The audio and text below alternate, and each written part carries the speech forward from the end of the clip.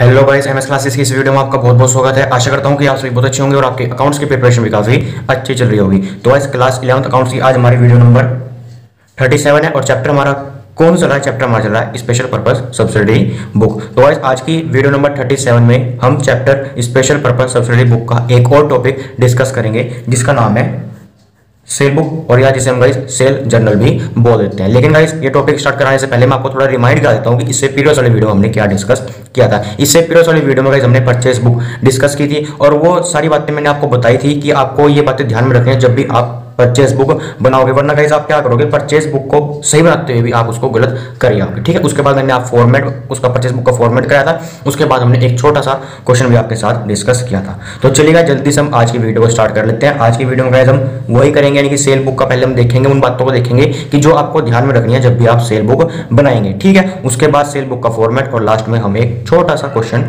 देखेंगे, जिसके बाद गाइस आपके सारे डाउट क्लियर हो जाएंगे। तो चलिएगा जल्दी से आज की वीडियो को स्टार्ट करते हैं।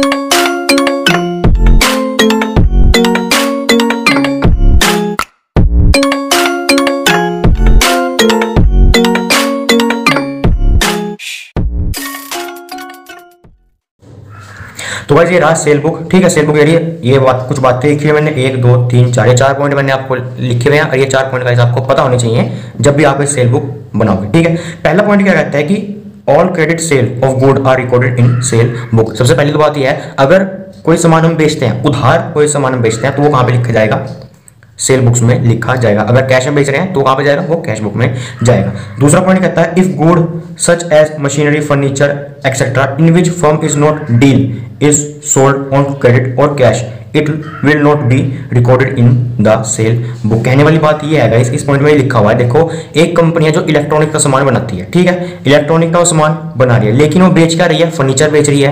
ठीक है, कोई और मशीनरी वो बेच रही है। मान लो इलेक्ट्रॉनिक कंपनी है और मशीनरी और फर्नीचर बेच रही है। तो गाइस, वो अगर वो बेचती है, फर्नीचर बेचती है या खरीदती है, फिलहाल तो सेल बुक की बात कर रहे हैं, अगर यहाँ पे मशीनरी या फर्नीचर वो बेचती है, कौन बेचती है?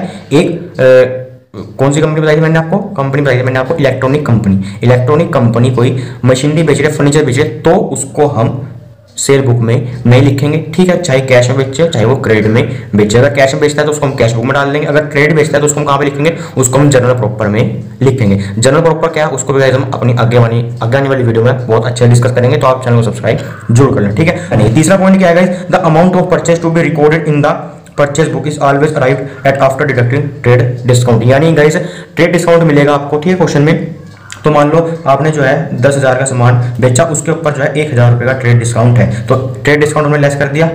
लेस करके हमें सामान कितना दे दिया? उसको 9,000 रुपये का सामान हमने उसको दे दिया। तो हम बुक में कितने लिखेंगे? हम बुक में 9,000 रुपये लिखेंगे, ना कि हम 10,000 रुपये लिखेंगे।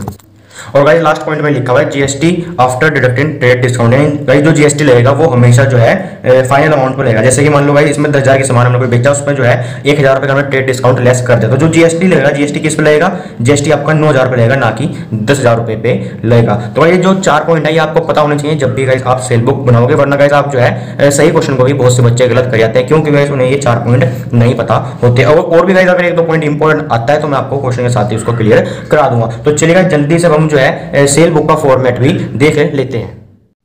तो लीजिए गाइस, हमने सेल बुक का फॉर्मेट बना लिया। डेट, पर्टिकुलर और पर्टिकुलर कॉलम जो है हमने इस बार बड़ा बनाया है, पिछली बार जो है गाइस हमने बहुत छोटा बना दिया था। ठीक है, जो हमारे साथ नए बच्चे जुड़े हैं, देखो भाई, चाहे सेल बुक हो चाहे परचेज बुक हो, जिसका पर्टिकुलर का जो कॉलम है इसको आप थोड़ा बड़ा बनाइएगा। उसके बाद invoice number, ledger folio, detail, sale, output, CGST, output SGST, output IGST और लास्ट में फाइनली टोटल अमाउंट। जो गाइस हमारे साथ नए बच्चे जुड़े हैं जिन्हें नहीं पता है सीजीएसटी, एसजीएसटी और आईजीएसटी क्या होता है, मैं उनके लिए थोड़ा बता देता हूं, और जो हमारे पुराने बच्चे हैं उनका रिवीजन हो जाएगा। देखो गाइस, जब भी हम कोई सामान बेचेंगे एक ही स्टेट में, ठीक है, एक ही स्टेट में अगर हम कोई सामान बेचते हैं तो वहां पे ये 2 तरह के टैक्स लगते हैं। उसके बाद गाइस, अगर हम किसी दूसरे स्टेट में जाकर सामान बेच रहे हैं, जैसे मान लो हम यूपी से हैं, मैं यूपी से हूं और मैं कोई सामान जो है उत्तराखंड में बेचता हूं या हरियाणा में बेचता हूं, तो वहां पे कौन सा टैक्स लगेगा? वहां पे आउटपुट आईजीएसटी टैक्स लगेगा। आई होप गाइस आपको ये बातें समझ में आ गई होंगी। तो चलिए जल्दी से हम एक क्वेश्चन में डिस्कस आपके साथ कर लेते हैं, उसके बाद गाइस आपका कोई भी डाउट नहीं रहेगा इस फॉर्मेट में। तो लीजिए गाइस, क्वेश्चन आपके सामने ये रहा। क्वेश्चन क्या है? रिकॉर्ड द फॉलोइंग ट्रांजैक्शन, 1 2 3 4 ये 4 ट्रांजैक्शन आपको दे रखी है, आपको रिकॉर्ड करनी है कहाँ पे? सेल बुक में आपको रिकॉर्ड करनी है। किसकी है? गणेश इलेक्ट्रॉनिक। ये ध्यान रखना, गणेश इलेक्ट्रॉनिक का बुक में हमने जो है ये ट्रांजैक्शन रिकॉर्ड करनी है। ठीक है, कोलकाता में है, वेस्ट बंगाल, समझिए आप। तो गणेश इलेक्ट्रॉनिक की कोई दुकान है, उसकी बुक में यानी जो उसकी सेल बुक होगी उसमें आपको ये 1 2 3 4 ट्रांजैक्शन रिकॉर्ड आपको करनी है। तो इसके नाम से आपको एक बात तो क्लियर होगी, यानी कि इलेक्ट्रॉनिक की जितनी भी एंट्री होंगी वही सिर्फ गणेश इलेक्ट्रॉनिक की सेल बुक में जाएंगी। अगर कोई कैश वाली है या इलेक्ट्रॉनिक के सामान के अलावा कोई और सामान ये बेच रहा है तो वो एंट्री आपकी इसमें नहीं आनी, गणेश इलेक्ट्रॉनिक की सेल बुक में नहीं आनी। ठीक है, तो चलिए हम 2020 जनवरी 3 से स्टार्ट करते हैं, यानी पहली एंट्री स्टार्ट करते हैं। पहली एंट्री में क्या रखा है कि हमने सामान बेचा है, किसको, रुचिका इलेक्ट्रॉनिक को हमने सामान बेचा है जो कि कोलकाता में है जी। ठीक है, उसका जो वाइड इनवॉइस नंबर दे रखा है आपको 431 है। दिया क्या है, हमने इसको 5 टीवी दिए हैं और एक टीवी कितनी कीमत है, एक टीवी की कीमत है 20,000 रुपये। ठीक है, तो 5 टीवी की कीमत कैसे पता चलेगी, 5 ही मल्टीप्लाई हुए आप 20,000 रुपये से कर दोगे। ठीक है, फॉर्मेट मैंने बना रखा था, है ना, फॉर्मेट ये बना हुआ था वही मैं यूज़ कर लूँगा, लेकिन आप दोबारा बना लेना है, दूसरा बना लेना। ठीक है, तो सबसे पहले मैं लिख देता हूँ 2020 और जनवरी 3 को हुई थी ना, हाँ ये जनवरी 3 को हुई थी और गणेश इलेक्ट्रॉनिक के में ये ट्रांजैक्शन हुई थी। तो मैं गणेश इलेक्ट्रॉनिक यहाँ पे लिख देता हूँ। और उसके बाद गाइस इसने बेचा क्या है, 5 टीवी सेट बेचे हैं, 20,000 रुपये का एक है। तो गाइस आपको यहाँ पे लिखना भी होगा क्या, Ruchika electronic Kolkata 5 TV set 20,000 each. ठीक है, ये आपको पर्टिकुलर में लिखना होता है। मैंने गाइस आपको परचेज बुक जब आपको कही तब आपको मैंने बता दिया था, एक बार जो हमारे साथ नए जुड़े हैं उनके लिए मैं फिर बता देता हूँ। इसमें हम इस तरह से लिखते हैं। ठीक है, तो मैं लिख के दिखा देता हूँ आपको। तो लीजिएगा, मैंने गणेश इलेक्ट्रॉनिक कोलकाता भी लिख दिया है। 2020 जनवरी 3 को ट्रांजेक्शन हुई थी। क्या सामान बेचा हमने, रुचिका को बेची है हमने क्या, 5 टीवी 20,000 रुपये, जो कि एक कीमत है 20,000 रुपये एक टीवी की। तो ऐसे लिख दिया। उसके बाद इनवॉइस नंबर में क्या इनवॉइस नंबर आएगा, यानी कि 431 नंबर आ जाएगा आपका इनवॉइस में। उसके बाद डिटेल में क्या आएगा, डिटेल वाले कॉलम में देखो गाइस, आप इन दोनों की मल्टीप्लाई करा दो, कितना आ जाएगा, 5 2 10, तो ये आ गया आपका 1,00,000 रुपये आपके डिटेल में आ जाएंगे। ठीक है, उसके बाद यही 1,00,000 रुपये आप जो है सेल में डाल दोगे कि 1,00,000 रुपये की हमारी सेल हुई है। उसके बाद गाइस इसमें कोई भी आपको जीएसटी नहीं दे रखा है। ठीक है, तो यहाँ भी 0, यहाँ भी नील, यहाँ भी नील, और फाइनल अमाउंट कितनी की आ जाएगी, फाइनल अमाउंट आपकी 1,00,000 रुपये की आ जाएगी। तो ये थी सिंपल साधारण पहली ट्रांजेक्शन जो होगी है कंप्लीट। आई होप गाइस आपको इस वाली ट्रांजेक्शन में कोई भी डाउट नहीं होगा। तो चलिएगा जल्दी से हम दूसरी वाली ट्रांजेक्शन की ओर चलते हैं। दूसरी ट्रांजेक्शन कब हुई है, ये हुई आपकी जनवरी 10 को। इसमें क्या कर रहे हैं कि हम सामान बेच रहे हैं, किसको, गरिमा इलेक्ट्रॉनिक को सामान बेच रहे हैं जो कि बिहार में है। क्या बेच रहे हैं हम उसको, 10 वॉशिंग मशीन जो है हम उसको बेच रहे हैं। तो मैं यहाँ पे लिख देता हूँ गरिमा इलेक्ट्रॉनिक 10 वॉशिंग मशीन 8,000 ईच। तो लीजिएगा जनवरी 10 की मैंने लिख दिया क्या, गरिमा इलेक्ट्रॉनिक जो कि पटना है, उसको 10 वॉशिंग मशीन बेची हमने 8,000 रुपये की, जो कि एक वॉशिंग मशीन है। तो बेची कितनी है उसने, 10, एक की कीमत कितनी है 8,000। तो कैसे दोनों की मल्टीप्लाई करा तो फाइनल अमाउंट हमारे पास आ जाएगी, यानी कि 80,000 रुपये की हमने उसको जो है वॉशिंग मशीन बेची है। और इनवॉइस नंबर क्या है, इनवॉइस नंबर है 432 इनवॉइस नंबर है। उसके बाद देखो इसमें ट्रेड डिस्काउंट भी दे रखा है। ठीक है, तो हमें ट्रेड डिस्काउंट लेस करना होगा। ठीक है, तो आप 80,000 का 25% निकालो, कितना आएगा, तो भाई ये आएगा आपका 20,000 रुपये आपके ये आ जाएंगे। ठीक है, मैं 20,000 रुपये इसमें से लेस कर दूंगा। तो गाइस अगर मैं 20,000 रुपये में से लेस कर देता हूँ तो मेरे पास अमाउंट कितनी आएगी, अमाउंट आएगी मेरे पास 60,000 रुपये की अमाउंट आएगी। और ये 60,000 रुपये सेल में चले जाएंगे। ठीक है, कि 60,000 रुपये की मैंने सेल करी है। आई होप गाइस आपको ये बात समझ में आ गई। देखो भाई इसमें कोई भी ट्रेड डिस्काउंट नहीं था तो एक का 1,00,000 रुपये सेल में चला गया, लेकिन इसमें क्या है, ट्रेड डिस्काउंट लेस करा। ठीक है, सेल कितनी करी हमने 80,000 रुपये की, उसमें से ट्रेड डिस्काउंट में लेस कर दिया 20,000 का, फाइनल अमाउंट कितनी है 60,000 रुपये की, ये आपकी सेल वाले कॉलम में जाएगी। ठीक है, बात समझ में आ गई। उसके बाद जीएसटी कोई है नहीं इसमें, तो यहाँ भी नील, यहाँ भी नील, यहाँ भी नील, और फाइनल में कितनी अमाउंट आ जाएगी, फाइनल में आपकी 60,000 अमाउंट आ जाएगी। होगा क्लियर। अब हम जल्दी से चलते हैं 12 जनवरी की ट्रांजेक्शन की ओर। 12 जनवरी को क्या आ रहा है कि हमने जो है सामान बेचा है किसको, राघव एंड सन। ठीक है, जो कि कोलकाता में है, उसका इनवॉइस नंबर दे रखा है आपको, कैश मेमो दे रखा है यहाँ पे 25/10। उसके बाद भाई 6 कलर टीवी है और एक कलर टीवी की सेट है।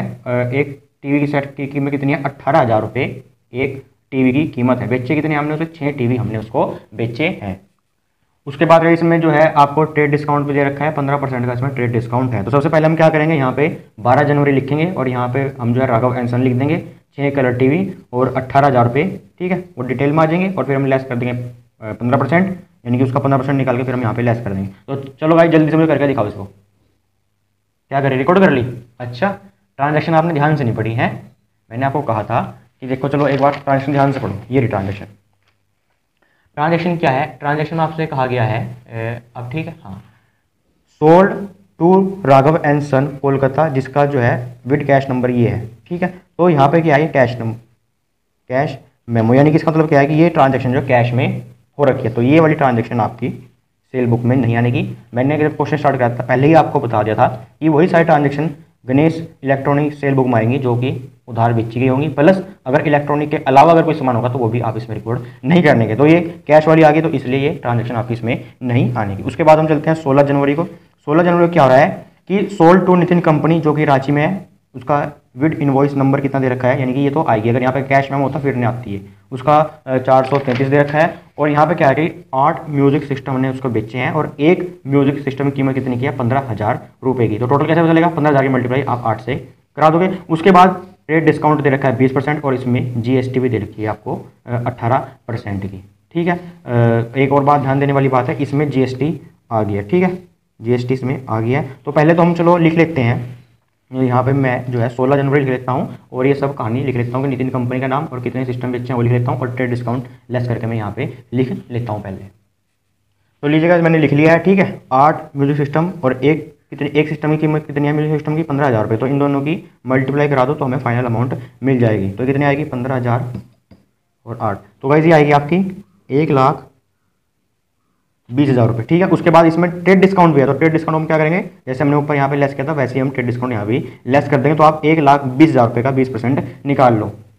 तो गाइस ये आएगा 68,000। तो मैं इसको लेस कर देता हूँ, लेस करने के बाद कितना आएगा, ये आ जाएगा आपका, ये 2 आ गए यहाँ पे और 11 में से 5, 11 में से 6 गए 5, तो 52,000 ये आपके आ गए। उसके बाद इसमें जो है जीएसटी दे रखा है आपको, जीएसटी दे रखा है 18%। लेकिन गाइस यहाँ पे जीएसटी का कोई भी कॉलम नहीं है, जैसा आपको यहाँ पे दिखाई दे रहा है। यहाँ पे आउटपुट सीजीएसटी है, आउटपुट एसजीएसटी है, आउटपुट आईजीएसटी है, यानी कि सीजीएसटी है, एसजीएसटी है और आईजीएसटी है। यहाँ पे कोई भी खाली जीएसटी नहीं है। तो मुझे ये बताओ, जो इस पे जो है 18% का जीएसटी लगेगा, इन तीनों में से कौन सा लगेगा, सीजीएसटी लगेगा, एसजीएसटी लगेगा या आईजीएसटी लगेगा, बताओ मुझे। देखो गाइस, जो गणेश इलेक्ट्रॉनिक कंपनी है ये कहाँ पे है, ये कोलकाता में है।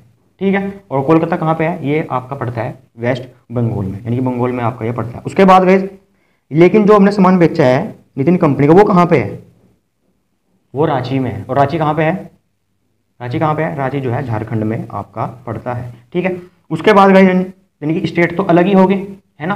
तो मैंने आपको बताया था ये दोनों टैक्स कब लगते हैं, जब हम एक ही स्टेट में जब सामान बेचेंगे तो ये टैक्स लगेगा, लेकिन अगर हम किसी दूसरे स्टेट में सामान बेचेंगे तो ये आपका लगेगा।